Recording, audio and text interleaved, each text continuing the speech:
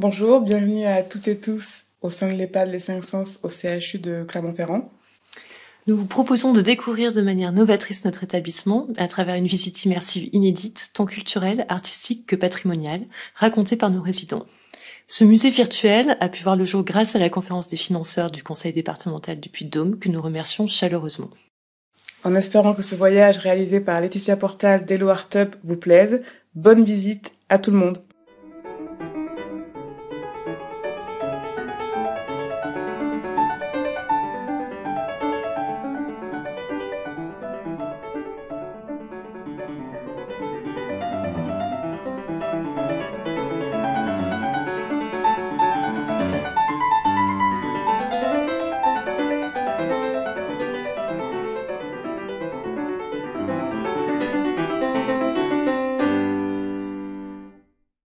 J'avais plusieurs livres de Balzac. C'était en somme la population de l'époque, plus ou moins, au point de vue histoire. Je dis, c'était la photographie en gros de l'époque.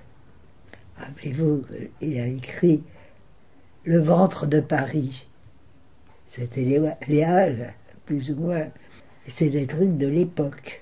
Et autrement, avec les lectures, je vous fais rire. En première, au bac, le prof m'a dit, j'écrivais en bon français, n'est-ce pas? Bon, et vous êtes comme un cavalier au cœur d'une bataille, vous jetez tous vos arguments au départ, mais vous ne les développez pas. Et voilà ce que c'était. Moi, je n'avais jamais su de grand comme ça, en faire grand comme ça. Je n'étais pas littéraire, et puis c'est tout.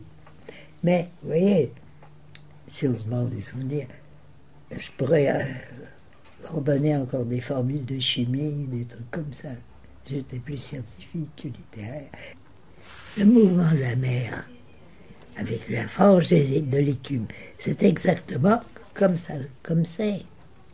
J'ai vécu 22 ans, non 28 ans à Dieppe. C'est la Manche. Mais il y a des vagues comme ça. Et il y a de l'eau froide. Vous savez, et pour vous baigner, il faut des chaussures. Parce que le sable, il est gros comme ça. Ce sont des galets. Donc il y a de belles tempêtes. Et j'habitais au 4e. J'avais le logement de fonction au 4e. Donc, je dominais la mer. Et quand il y avait de la tempête, ben les vagues sur la digue, c'est joli à voir. Et quand il fait beau, se promener le long de la plage, même quand il y a des vagues qui remontent, on renaît un peu d'embrun, mais moi j'aimais bien.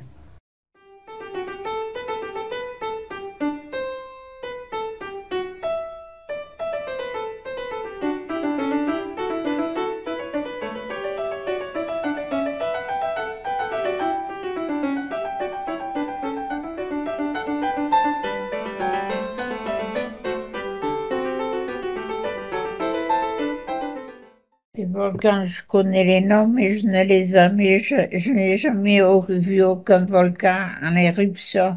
L'impégie. Ben moi, je suis de là, alors moi j'y allais avec mes enfants. Moi, par contre, je faisais beaucoup de promenades dans la nature. Oh, ben, je marche un peu partout. Les jonquilles. Et le silence. Après les promenades, là, on a quand même des belles promenades qui sont silencieuses. Il n'y a pas de... Hein? Il n'y a pas de... Il n'y a pas trop de monde. Il n'y a pas trop de voitures, pas de la circulation. Voilà. Parce qu'on y va avec les enfants et ils sont petits. Le gour, je ne sais pas pourquoi ça s'appelle un gour, de Tazena. C'est dangereux. Ça tourbillonne quand on nage. Un gour. Mais c'est comme un lac. Je ne sais pas pourquoi on l'a appelé gour. Et il est très dangereux. C'est un ancien cratère, oui. C'est vers, au-delà de Châtel-Guyon, avant d'arriver à Manzat.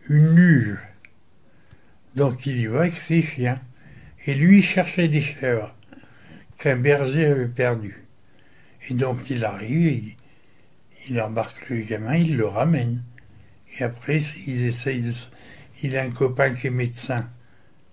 Il lui dit, essaye de téléphoner à la gendarmerie, savoir s'il y a s'il y a une déclaration de perte de gamin à la police. Alors justement, il y en avait une. Et donc, ils arrivent à savoir son prénom et où il habite. Et en fait, il habite pas loin de chez eux. C'est le gars qui l'a trouvé, là. Ben, disons, comme ses parents étaient... Enfin, déjà, ils sont divorcés. Son père, il s'occupe plus de lui, il n'envoie plus d'argent à sa mère. Et ça va pas du tout, quoi. Et donc, il n'a pas de sapin de Noël, de boules et de trucs comme ça. Donc, il avait eu l'idée d'aller monter dans les montagnes pour pouvoir aller se couper un sapin. Et donc, sur la luge, il avait une hache et une scie. Et je pense qu'après, ça va être le propriétaire qui l'a trouvé, qui va sûrement lui offrir un sapin. Parce que lui, en plus, il fait collection des santons. Vous savez, il fait les crèches. Et le gamin, bien sûr, ça l'a intéressé. Alors lui, il dit, mais qu'est-ce qu'il fait à Noël, ce gamin, s'il n'a pas de crèche, ni même de sapin de Noël? Alors je pense qu'il va lui couper un sapin de Noël et qu'il va lui porter lui-même.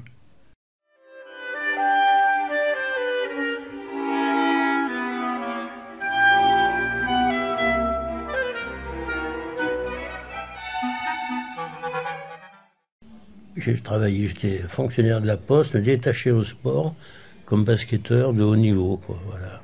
Oui, parce que c'est professionnel après. Un des premiers, parce que bon, c'était une vieille époque. J'ai joué en équipe de France PTT. Mais j'étais, j'allais faire des stages avec l'équipe de France A. Mais comme je jouais dans un club qui était bas, enfin plus bas que les autres, ben... j'étais pas pris. Il y avait comme Denain était un très haut niveau, il y avait les gens de Gros, il y avait Stalins, il y avait plein de... suivant la hauteur du club aussi. Toute ma vie, j'étais détaché. J'ai passé des concours, j'étais contrôleur de la Poste, mais détaché au sport. Des grosses troisième mi-temps. Non, mais des grands déplacements, en jouant National 2, donc... des grands déplacements, et puis je vous dis, des bonnes troisième mi-temps, la convivialité entre les équipes, et puis voilà. Souvent, on n'était pas ennemi. Il y a le match, et puis après le troisième mi-temps, la vraie. Et comme on dit, chaque club avait à peu près un petit club house, donc on se trouvait, c'était le club house après. Compétition, oui, j'ai gagné la Coupe de France junior. Sinon, non, parce que les autres équipes étaient bien supérieures à nous, enfin, au point de niveau. Niveau et entraînement et tout, alors donc...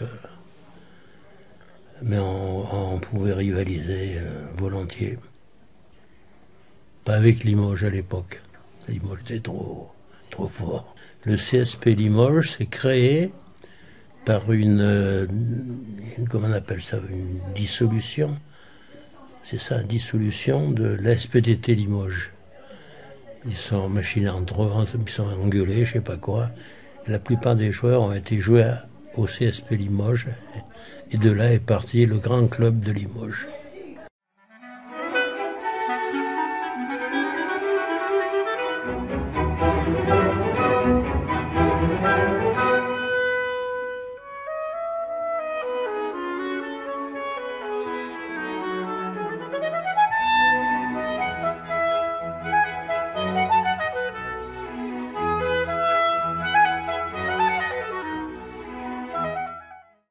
Comme ça, le château de la Roche, il est plus intéressant. Et il est plus grand.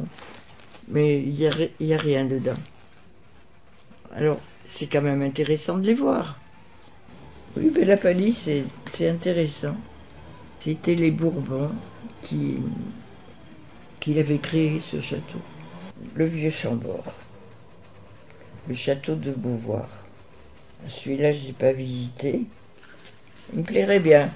Vous voyez, je pourrais loger toute ma famille. Le château de Busséo. Oui, il est quand même entretenu. Il est visité.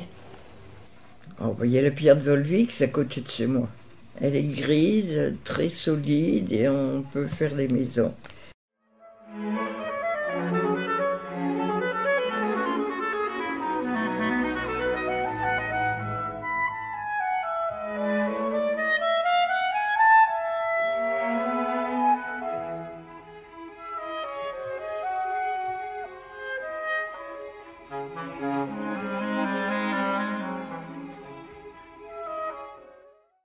Une jeune fille à un pénitence, c'est-à-dire au piquet, parce qu'il me suit partout, il m'enlève mon chagrin, c'est-à-dire où je vais quand je déménage, j'emmène, on est venu me le porter, on avait fait mettre un piquet pour pouvoir l'accrocher, pour pas le laisser décrocher.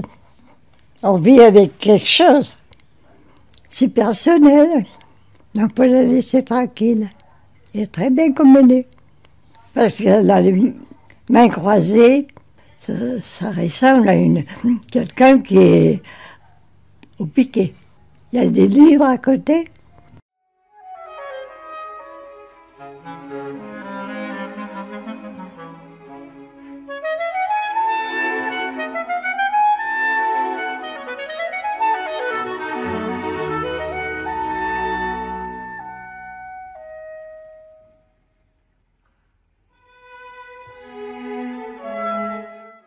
Après le bac, j'avais fait une école d'hôtesse secrétaire à Vichy. Et ensuite, j'étais très intéressée par l'anglais, donc je suis partie à Londres. Et j'y suis restée très longtemps, je pensais y rester 1 an ou deux, et j'y suis restée presque 5 ans. J'ai travaillé d'abord, j'étais réceptionniste quelque part, et ensuite j'ai suivi des cours d'anglais, et j'ai passé un examen de Cambridge où j'ai eu mention bien dans les 3 matières. Je connaissais Le vieil homme et la mer par cœur, en anglais, voilà. Après que j'ai eu passé cet examen, avec le 2e, on aurait pu être professeur, mais moi j'ai pas fait le 2e, j'ai voulu suivre les cours des Beaux-Arts. Et quand je suis allée aux Beaux-Arts, j'ai fait un dessin, ils m'ont dit « Oh mais dites donc, vous dessinez d'un coup un truc comme ça, vous faites comme Picasso. » Alors je vais vous proposer de venir dans plusieurs endroits dans l'établissement. Puis finalement, je faisais du dessin d'après des modèles vivants, voilà, c'est tout ce que je faisais. Et j'essayais de créer des choses. Et par la suite, j'ai fait de la peinture chez moi pendant pas mal de temps. Et en essayant de créer des sortes de rêves, de ce qui me passait par la tête, voyez, et d'avoir des belles couleurs en même temps. J'étais aussi inspirée, j'avais toujours dans la tête les trucs égyptiens, parce que c'est beau quand même, hein. C'est super l'art égyptien, hein. J'allais à la Tate Gallery. Je regardais toutes les expositions de peintres américains qui passaient, souvent, hein. J'y étais tous les dimanches.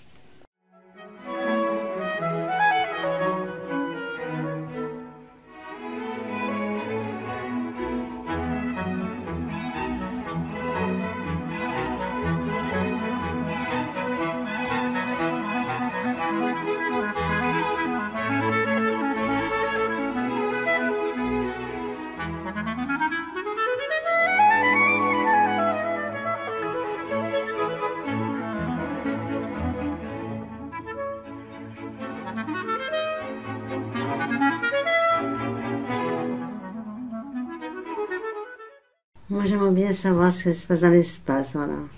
Je serais jeune, j'aurais été dans la Lune, vous voyez. J'aimerais voir la Lune, avoir une lunette pour voir la Lune, tout ça, j'aimerais. C'est ma passion. Par l'inconnu, j'adore. Je voudrais savoir ce qui se passe ailleurs. C'est ça qui m'intéresse. Oui, la Lune, surtout les étoiles, tout ça. ce que j'aimerais, voilà. Toujours, j'ai toujours aimé ce genre de... Même dans les livres, tout ça, j'aime bien quand on parle d'espace. Ce qui se passe sur la Lune, tout ça. Je serais plus jeune, j'ai dit à mon petit-fils, je serais parti à la Lune. Pas pour moi, c'est autre chose, c'est un autre monde, je sais pas pourquoi. Ça m'impressionne, j'aime beaucoup, beaucoup. Mais ça m'intrigue, j'aime beaucoup. Ça. J'avais dit à mon mari, si j'étais plus jeune, j'aurais été voir, je sais pas, comment on appelle, pour voir la Lune, ça. La planète Mars, c'est magnifique. Ça impressionne, vraiment, ça impressionne. J'aime beaucoup, beaucoup, beaucoup, c'est vrai. C'est incroyable, ces pierres, la terre, là, c'est la terre rouge. C'est incroyable, franchement, c'est incroyable. Mon mari m'a acheté une lunette, mais pour la lune, hein. Mais comme il y a tellement de lumière dans enfin, on voyait pas bien. Mais c'est impressionnant, moi, j'adore. La lune, on voyait bien avec notre petite lunette, je vous assure, c'était comme de l'argent magnifique. Je trouve que c'est tellement beau, je sais pas.